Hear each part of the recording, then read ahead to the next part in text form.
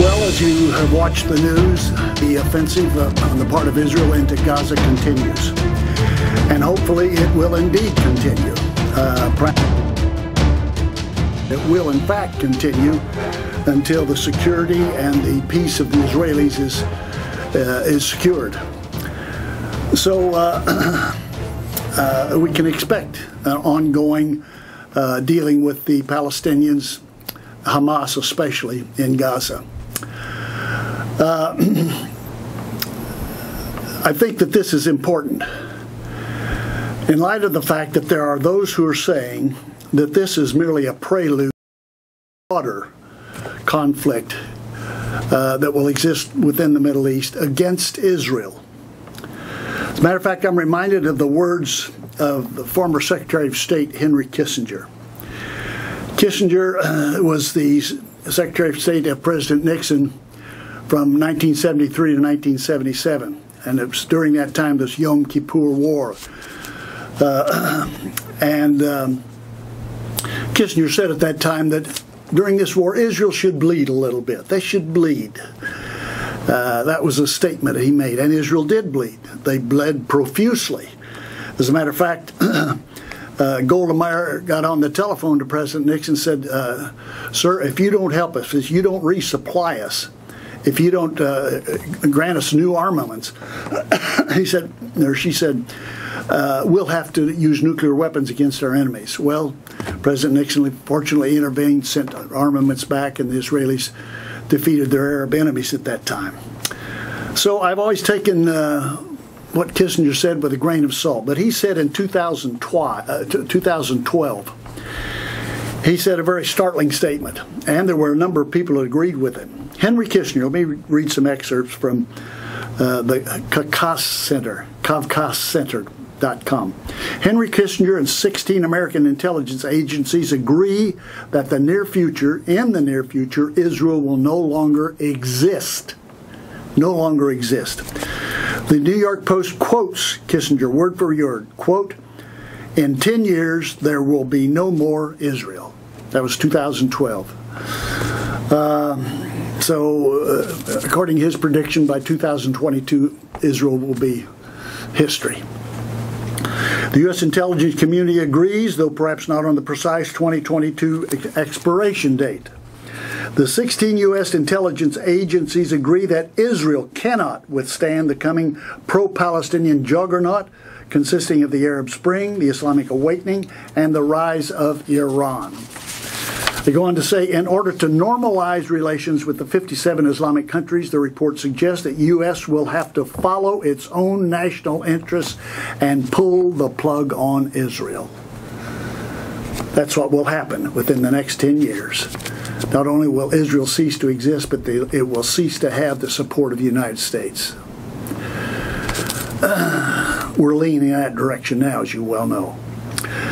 Interestingly, neither Henry Kissinger nor the authors of the U.S. intelligence report give any warn the demise of Israel. This is remarkable, given that Kissinger is Jewish and has been viewed as a friend, if occasionally a tough friend, of Israel, and that all Americans, including those who work for intelligence agency, have been influenced by the strong pro-Israel media. Finally, they conclude Israel has reached the end of its shelf life. More and more American politicians and representatives of the U.S. elite, as well as ordinary Americans, share this opinion. I would challenge the fact that ordinary Americans share this opinion. Ordinary Americans are very pro-Israel.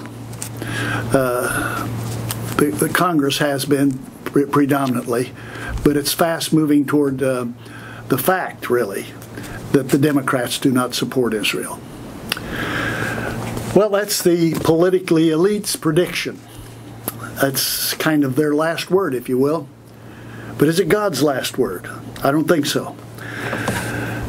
I'm reminded of the text that's given to us in Zechariah chapter 14. Let me read the first few verses of that. A day of the Lord. Zechariah 14:1. A day of the Lord. This is the day of God's unleashing of his all-consuming wrath on those who oppose him and his plans and his people. There's a day coming.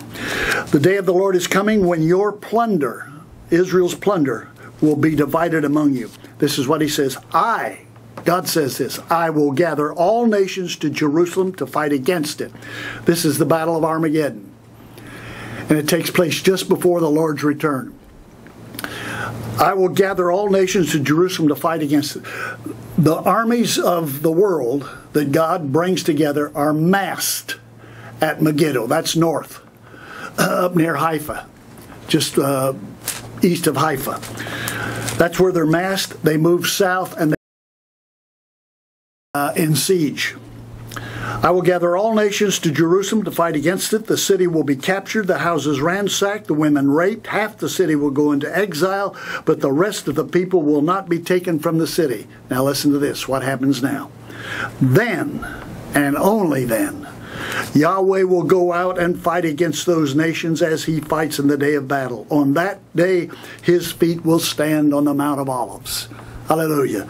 And it concludes in verse 5 by saying, then Yahweh my God will come and all his holy ones with him. That's us, folks. That's God's last word. No, Israel will not cease to exist. It will look like they're going to cease to exist. But God says this, I will gather all nations to Jerusalem, and then Yahweh will go out and fight against those nations as he fights in the day of battle, and on that day his feet will stand on the Mount of Olives. Hallelujah. That's God's last word. Let's not take the politically elite, what they say, as being binding. That's not the last word. God has given us his last word. Till next week, O Kiev, O Shiloh, or until Messiah comes, Yivaraka Yahweh. God bless you.